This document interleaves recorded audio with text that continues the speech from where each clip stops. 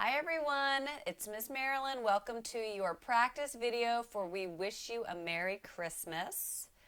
We are going to take a look here at the music, and I see that we will be using G, A, B, C, D, E, and F. Okay, so we have 7 notes that we're going to use. So looking a little bit closer at my hands, we have some options for how we're going to use our fingers for these to cover these 7 notes. Now, one option would be to use one finger and play every single note. All right, now if that is most manageable to you, you can do that. There is a downside. If you're doing that, then the transitions between the notes and the jumping between the notes is going to require that you keep your head down to the keys a little more than we'd like. I'd rather your eyes be on the page. So that leads us to options 2 and 3. Option 2 would be still using one finger at this point, but having your left hand in charge of G, A, and B, so it only has to do a little bit of jumping, and your right hand in charge of C, D, E, and F. Okay, so that's just a little bit less eyes straight down at the piano. You're going to be able to glance up more at the music. Now, the final option is to have each hand covering each note. Okay, so you'll have your left hand, for example, 4th finger's on G, 3rd finger's on A, 2nd finger's on B, right hand, 2 is on C, 3 is on D, 4 is on E, and 5 is on F.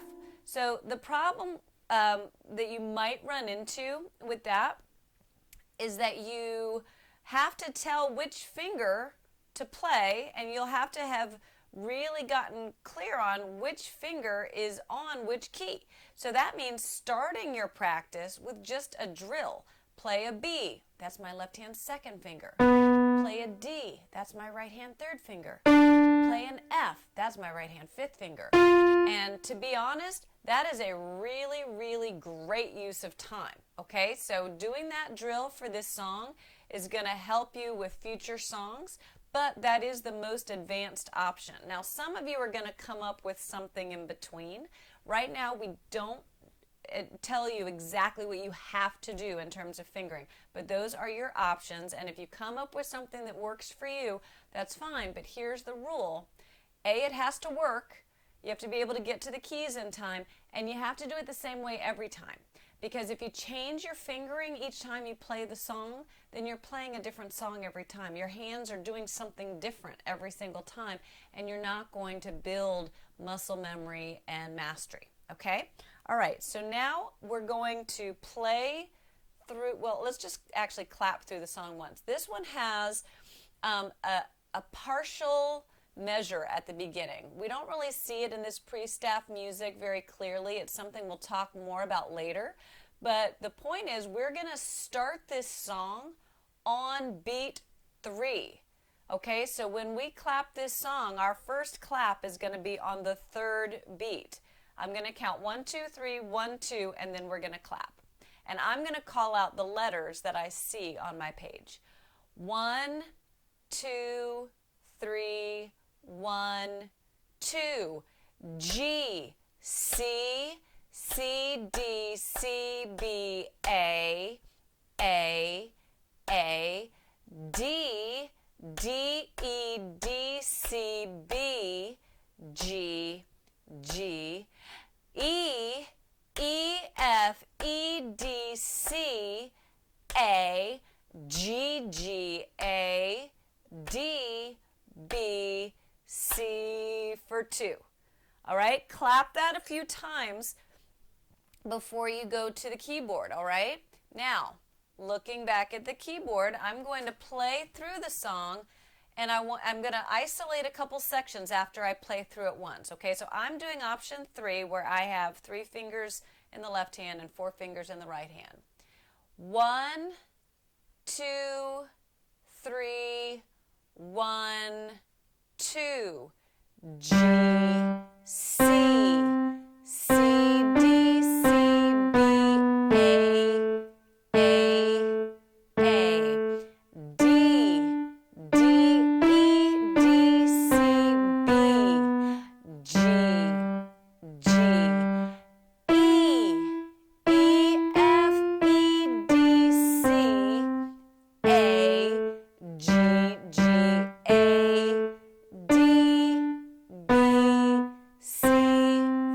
2. Good. Okay, now one thing I want to point out is these eighth note sections. So now we're going to see my hands a little bit smaller. But this first eighth note section, C, D, C, B. Look at my hand here. C, D, C, B. Okay, so we go C, then up, then back, then down. So I like to practice that over and over again. C, C, D, C, B. Again. C, C, D, C, B. Now, if I go to the eighth notes in the second line, it starts on a D, but watch the distances. D, D, E, D, C, right? It's the same movement. D, D, up, D, down. Okay, now I'm playing that quarter note that comes before the eighth note sections in case you're wondering why I'm playing 2 Ds. All right, now let's go to the third line. Same movement. E, E, F, E, D. All right, so all 3 of those eighth note sections play a note twice because the quarter note plays it, and then we play it as an eighth note. Then we go up, then we go back, then we go down. And that's what's happening. E, E, up, E, down. Okay, it happens 3 times, but starting on 3 different notes. Seeing patterns in our songs can be really helpful when we're struggling. Okay, and now at the end of the second line, I know a lot of students are going to need a little reminder that that movement, B, G, is down a skip. Okay, so it's B down to G. And at the end of the third line, we have a skip from C down to A. So again, it's still skipping 1 note, and then we play that G again. So again, just a couple more patterns to notice as you're going through the song. All right, so you can practice over and over with my slow version. I'm going to do another slow version right now, but I'm not going to call out the letters, okay? I'm just going to play, and hopefully you have your music up in front of you and you have this playing separately because I don't have my music up on the screen. 1, 2, 3, 1, 2.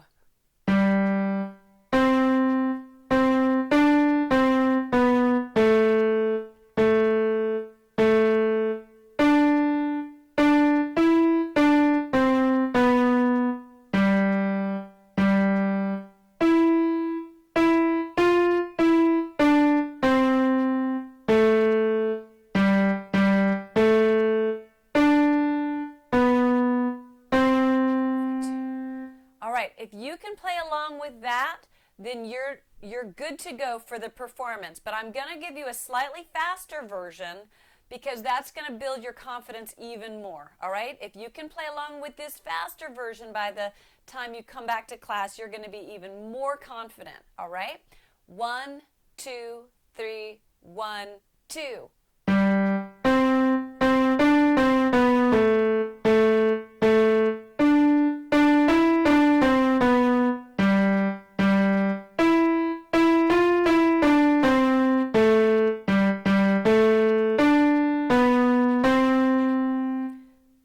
You guys, that's it. Good luck.